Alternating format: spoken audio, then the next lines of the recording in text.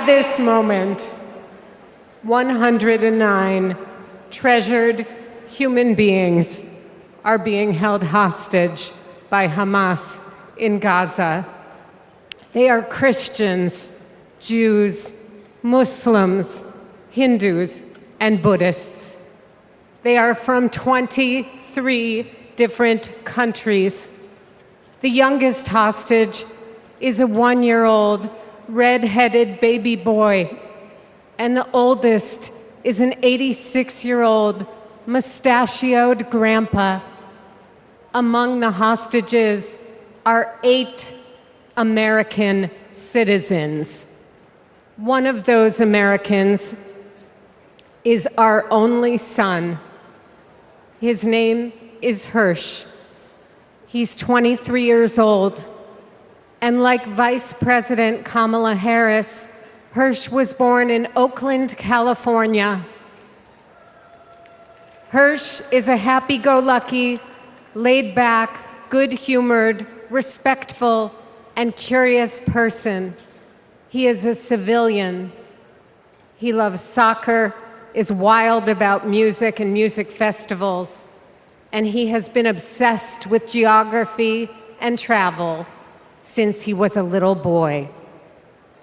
His bedroom overflows with atlases, globes, maps, and National Geographic magazines.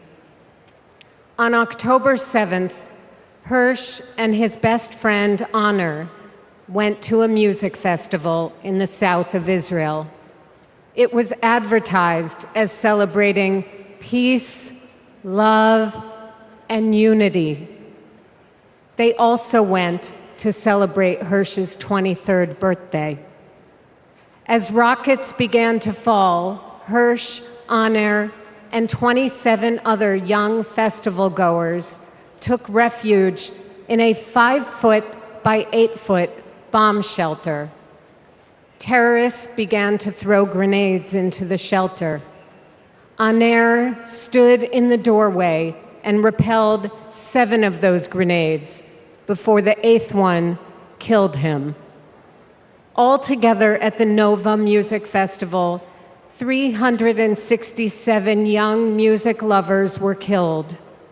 This was just one of the many attacks on neighborhoods and communities in southern Israel on that terrible day.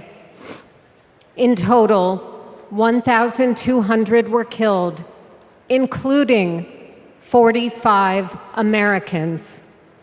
Hersh's left forearm, his dominant arm, was blown off before he was loaded onto a pickup truck and stolen from his life and me and John into Gaza. And that was 320 days ago. Since then, we live on another planet. Anyone who is a parent or has had a parent can try to imagine the anguish and misery that John and I and all the hostage families are enduring. Rachel and I are comforted to be back in our sweet home, Chicago. We were both born and raised here, and our families still live here. This is a political convention,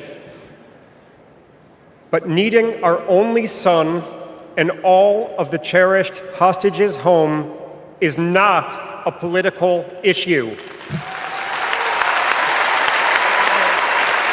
It is a humanitarian issue.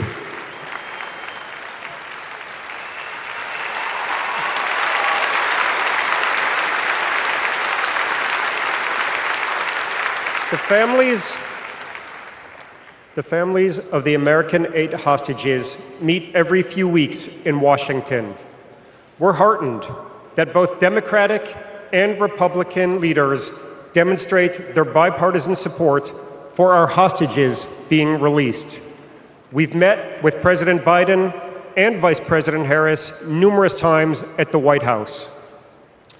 They're both working tirelessly for a hostage and ceasefire deal that will bring our precious children, mothers, fathers, spouses, grandparents, and grandchildren home, and will stop the despair in Gaza.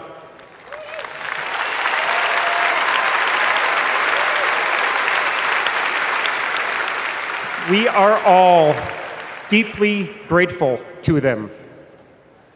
We're also profoundly thankful to you, the millions of people in the United States and all over the world who have been sending love, support, and strength to the hostage families. You've kept us breathing in a world without air.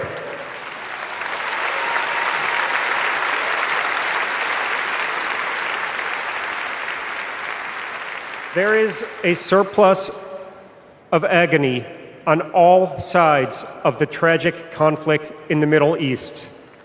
In a competition of pain, there are no winners.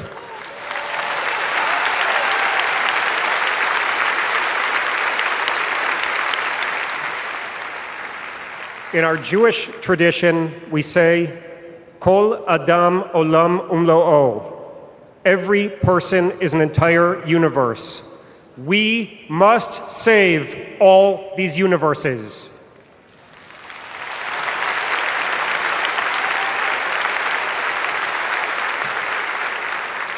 In an inflamed Middle East, we know the one thing that can most immediately release pressure and bring calm to the entire region. A deal that brings this diverse group of 109 hostages home and ends the suffering of the innocent civilians in Gaza.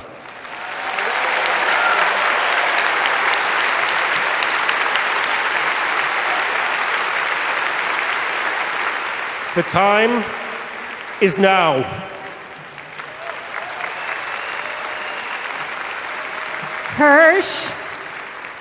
Hersh, if you can hear us, we love you.